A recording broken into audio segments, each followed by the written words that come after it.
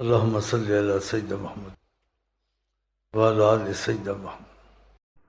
ان کا حکم سب سے پہلے، اس بات کا بہت خیال کیا کریں، جو چیز ثابت ہو جائے ختم، ثابت نہ پھر گنجائش کا رستہ میں نے بتا دیا۔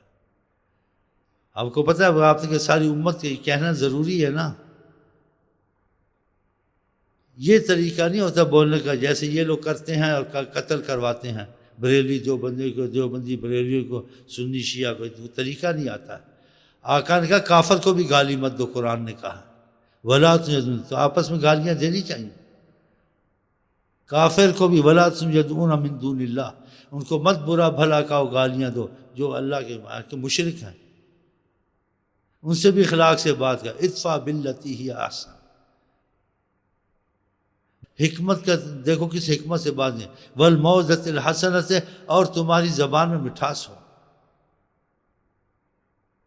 شیعہ کافر بریلوی کافر میں وہ لڑائی ہونی ہے، سنی فلانا، یہ چیزیں ایسے نہیں ہیں۔ ہم سب بھائی، ہمارا خدا ایک، نبی ایک، قرآن ایک۔ جہاں اختلاف ہے وہاں دیکھنا خدا رسول ثابت ہے نہیں ثابت نہیں ثابت ہے تو پھر اس چیز کو خدا رسول کے حوالے کرنا، نہیں پڑھنا اگر ثابت نہیں ہے۔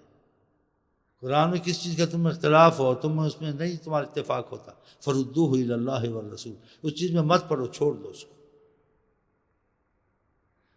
آقا جی کہ دع ما یریبک الی ما لا یریبک، جو چیز تم کو فکر اور تردد میں ڈالے، سوچ میں ڈالے، پتہ نہیں چلتا، اس کو چھوڑ دو، تو چھوڑ دینا چاہیے نا۔